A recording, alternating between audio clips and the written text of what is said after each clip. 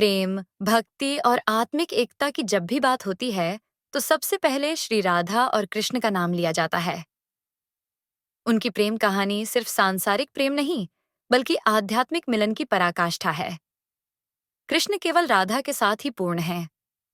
वे स्वयं कहते हैं, राधा मेरे हृदय में है और मैं राधा के हृदय में।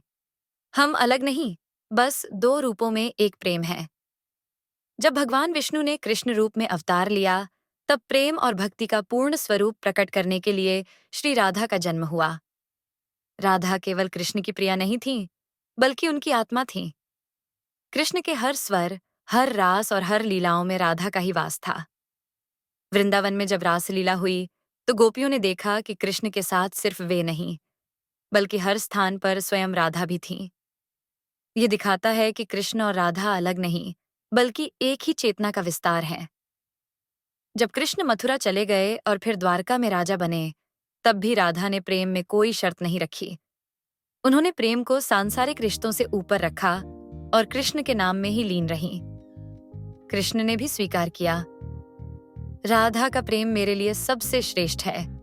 वह केवल मेरी प्रिया नहीं, मेरी आत्मा है। राधा और कृष्ण का प्रेम यह सिखाता है कि सच्चा प्रेम देह तक सीमित नहीं होता, बल्कि आत्मा का मिलन होता है। यही कारण है कि कृष्ण ने राधा से विवाह नहीं किया, क्योंकि उनका प्रेम सांसारिक बंधनों से परे था। राधा ही कृष्ण की आत्मा है। वे एक दूसरे के बिना अधूरे हैं, जैसे चंद्रमा बिना चांदनी अधूरा है, जैसे बिना सुर के संगीत अधूरा है। उनका प्रेम नश्वर नहीं, बल्कि अनंत, शाश्वत और दिव्य है। राधा मेरे हृदय में है और मैं राधा के हृदय में। हम अलग नहीं, बस दो रूपों में एक प्रेम है। यही कारण है कि राधा बिना कृष्ण अधूरे हैं और कृष्ण बिना राधा।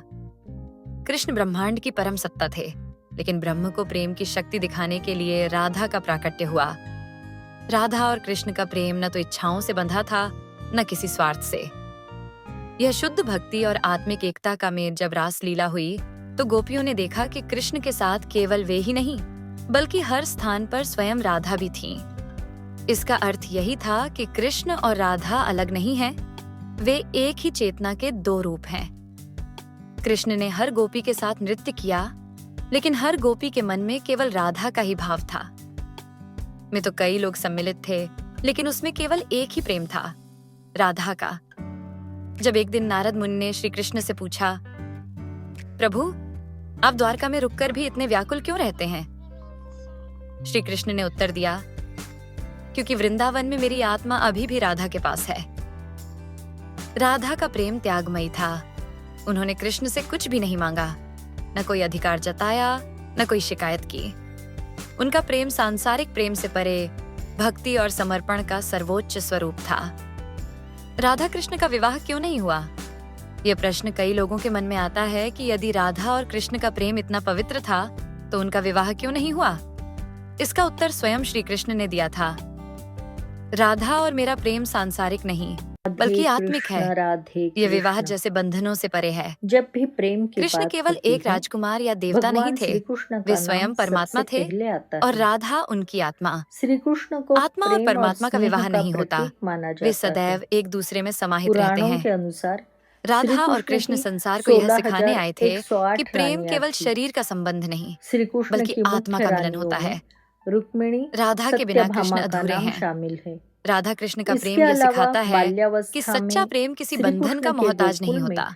गोपियों यह प्रेम संग रास त्याग, लीला की समर्पण और कहानियां भी आत्मीयता से भरा होता है। आज तक तो प्रेम से मशहूर बोलो, हैं। श्री राधे कृष्ण, राधे कृष्ण।